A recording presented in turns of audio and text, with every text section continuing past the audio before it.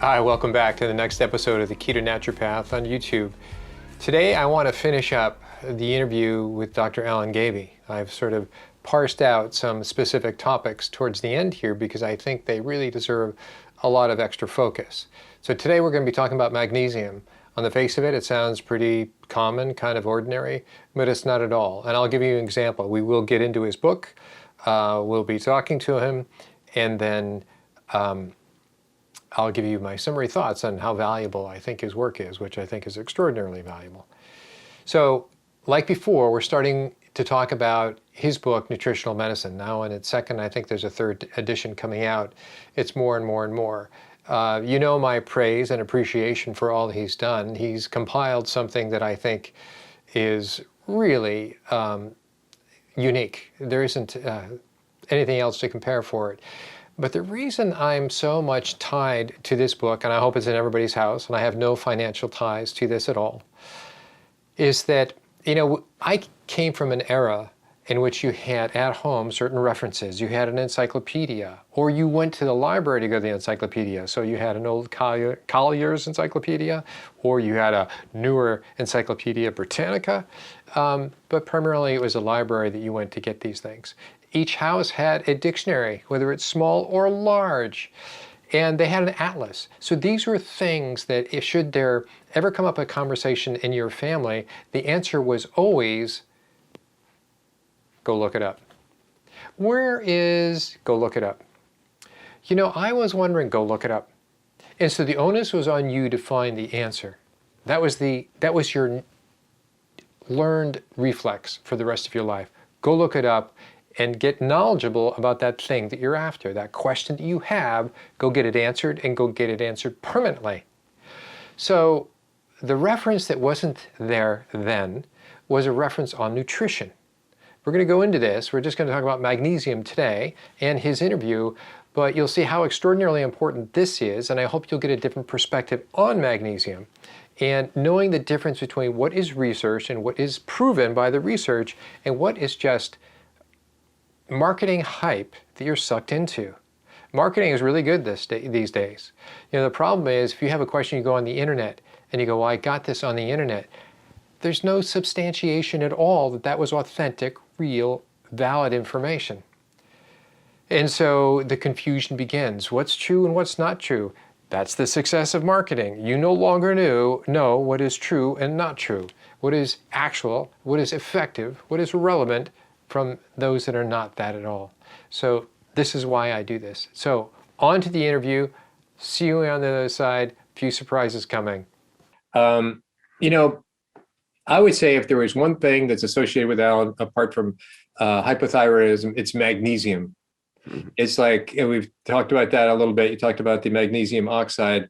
But it wasn't until I reread the preface or the introduction, I think it was Dr. Wright wrote an introduction, that was a letter that you sent to him that you sort of qualified for his preceptorship or his residency or whatever it was on magnesium. So it's been something that's been pretty close to you for 40 years. Yeah, well, I read an article in 1973. It was called Magnesium Interrelationships in Heart Disease. And I was fascinated. They cited all this research. A lot of it was from Germany. And more came out. And magnesium is involved in 300 different enzymes in the body. Mm-hmm. The dietary intake of magnesium in Western societies is pathetically low. Some commonly used drugs also deplete magnesium.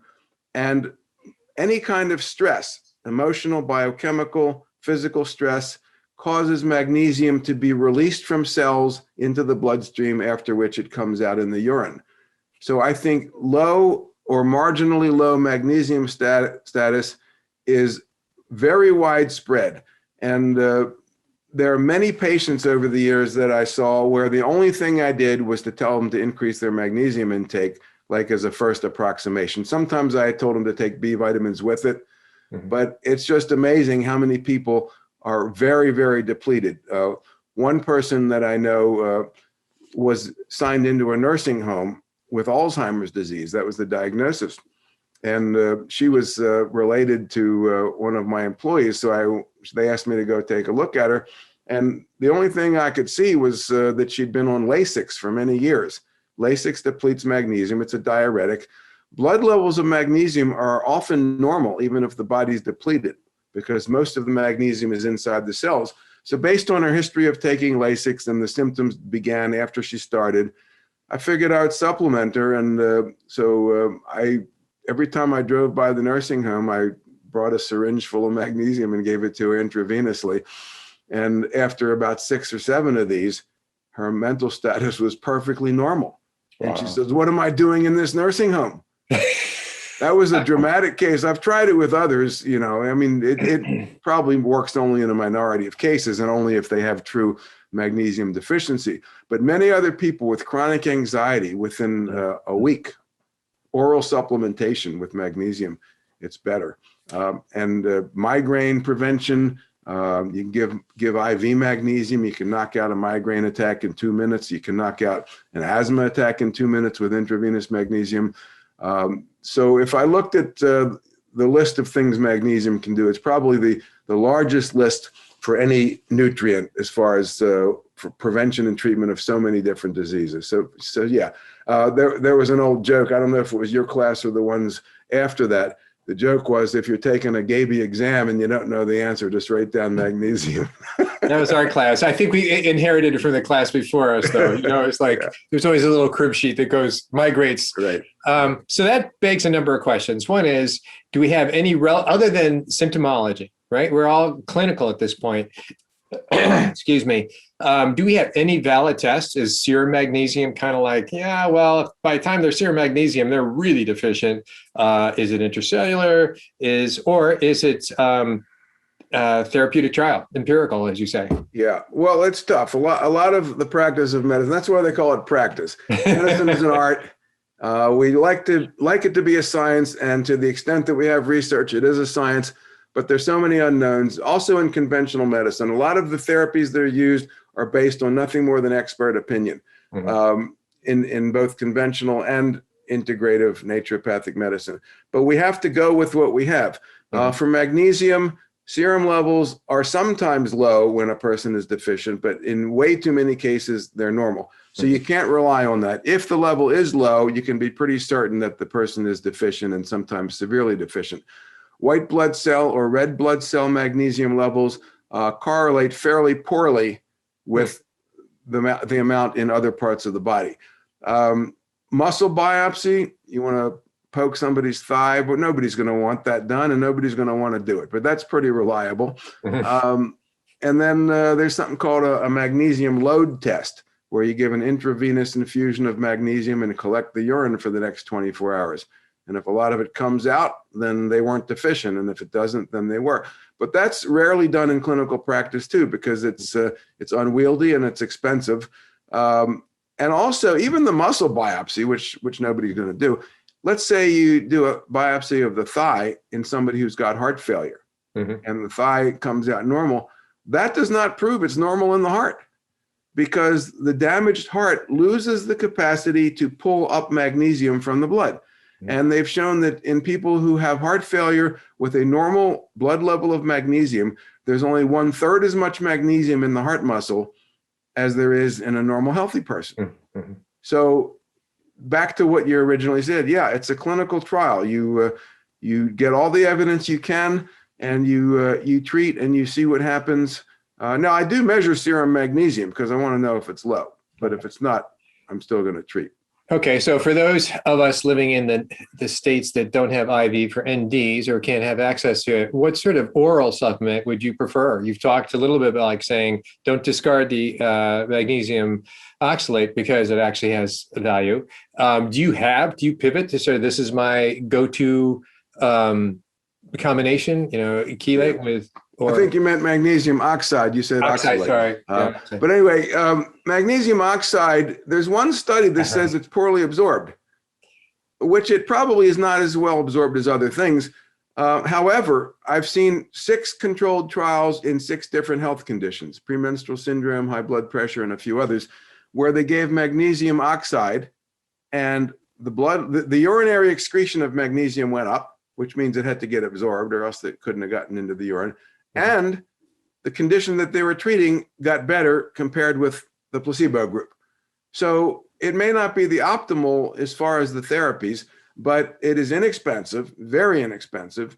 And also it's 40% elemental magnesium compared with 20% or less elemental magnesium for things like aspartate and gluconate and lactate and some others. So you can get more elemental magnesium in a capsule, which means you have to take fewer. So I do use magnesium oxide. I like it in capsule form instead of tablet because sometimes the tablets are coated with something like shellac and it ends up in the septic tank rather than in your blood. Yeah, capsules are preferable. For particular conditions, for example, for chronic fatigue or for muscle spasms, I will often use a combination of potassium and magnesium in the aspartate form. It's widely available. It's called potassium magnesium aspartate. And that's actually been studied for the treatment of chronic fatigue, not chronic fatigue syndrome, but chronic fatigue, which is very common. And there were about 5 or 6 studies back in the 1960s that showed that it was effective.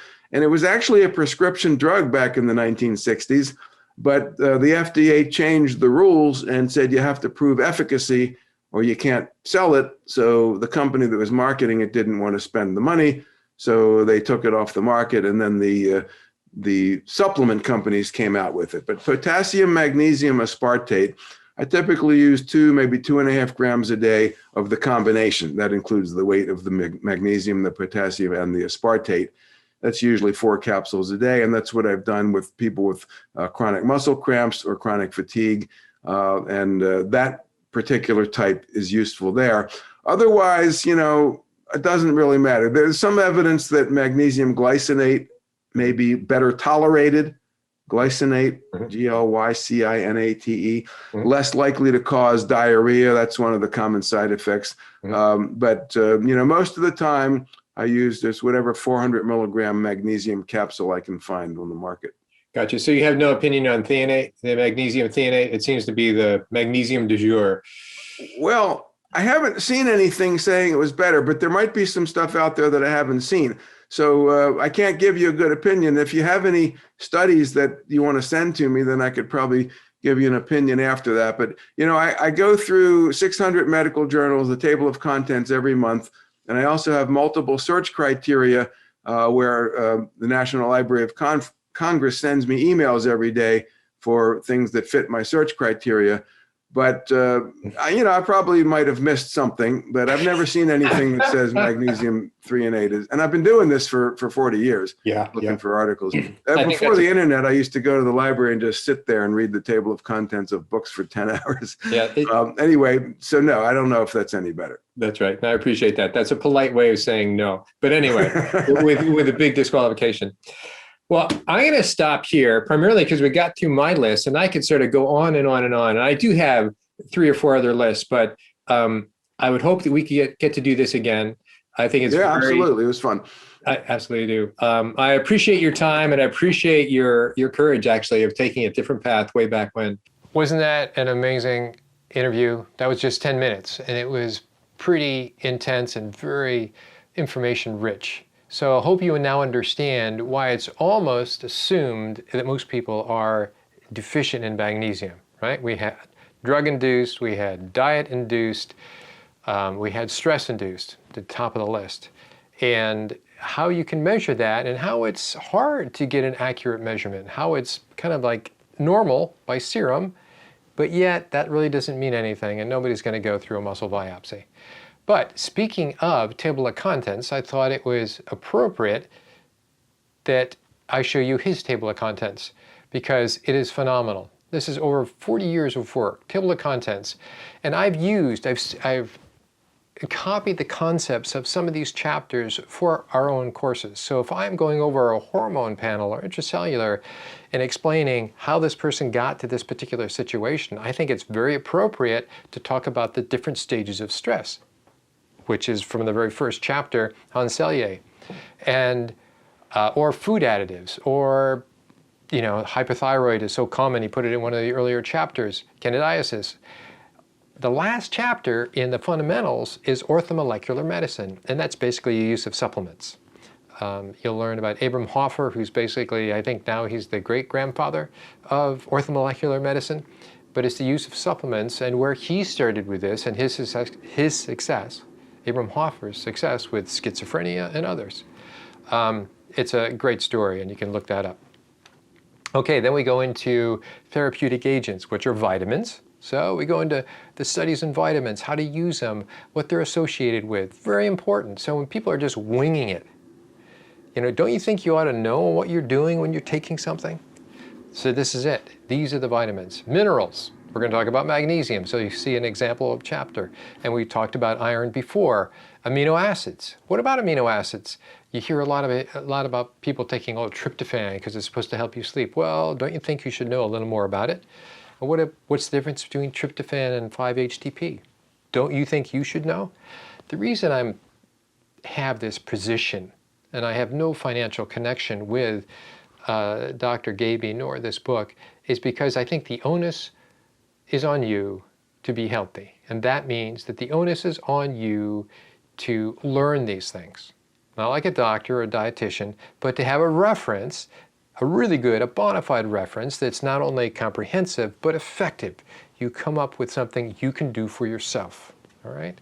It's extraordinary. When I have the conversations with people who are even partially educated on things like this, it's a very effective conversation to have. When people don't know anything, it's water off a duck's back. So this is why I'm pushing that, for lack of a better word. Other therapeutic agents, just jumping around, NAC, precursor for glutathione, probiotics, omega-3s. Then it gets into cardiovascular disease, different diseases by categories, cardiovascular, obstetrics, pediatrics, ophthalmological, pulmonary diseases, gastroenterology. So if you had any of these, COPD, asthma, don't you think you ought to know about some of the contributing factors in asthma if you have asthma that you can address? I would think so. And it goes on and on. Here's one, psychiatry. Boy, is that something. Go right to schizophrenia. And this has nothing to do with genome, by the way, which is something I sort of overlay to a lot of this. But you'll be surprised. You will be surprised. What about something as simple as depression? What about intelligence? Very interesting. Okay, so I'm going to leave it at that. That's his table of contents. And now we're going to jump into the chapter. All right, so now we're in his book. We're into magnesium. And I've highlighted a few things that I think are a surprise to most people when they hear about this for the first time. So let's just get into it. I'm going to hit some high points and move on. Biochemistry, 1 to 2% of magnesium, here they go. Adult body contains X amount of magnesium, 60% of that is found in the bone, and then 40% in the cells, and only 1 or 2 in serum. So that means that the serum test is pretty iffy at best.